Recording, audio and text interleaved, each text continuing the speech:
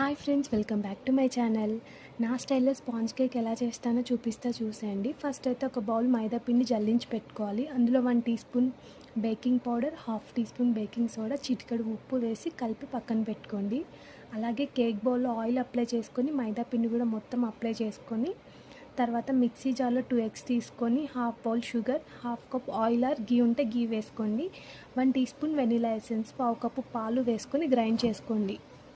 Grind చేసుకున్న ఈ మిశ్రమాన్ని మైదా పిండిలో వేసి ఉండలు లేకుండా కలుపుకొని కేక్ బౌల్లో వేసుకొని ఎయిర్ గ్యాప్స్ లేకుండా ట్యాప్ చేసుకోండి.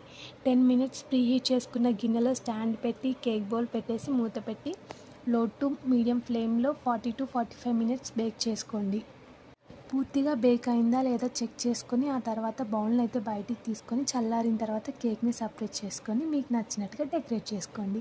నేనైతే బాదం, జీడిపప్పు గ్రైండ్ చేసుకొని జస్ట్ అలా పైన అయితే చల్లుకున్నాను. చూసారు కదా, టేస్టీ స్పాంజ్ కేక్ అయితే రెడీ అయిపోయింది. టేస్ట్ విషయానికి వస్తే చాలా బాగుంది, అన్నీ పర్ఫెక్ట్గా సెట్ అయ్యాయి. ఎవరైనా ట్రై చేయాలనుకుంటే ఒకసారి ట్రై చేయండి. ఇంకా మా అమ్మగాడైతే పడుకుంది, తను లెగిస్తే తనతో కట్ చేపిద్దామని వెయిట్ చేస్తున్నా. ఇంకా నేనే లేపేసా. చూసారు కదా, లేచింది. ఇంకా నిద్రమోహంతో కట్ చేయమ్మా అంటే కట్ చేస్తుంది. ఇంక ఇలాంటి మంచి వీడియోస్ కోసం మన ఛానల్ని సబ్స్క్రైబ్ చేసుకోండి. Thanks for watching. Bye, see you the next vlog.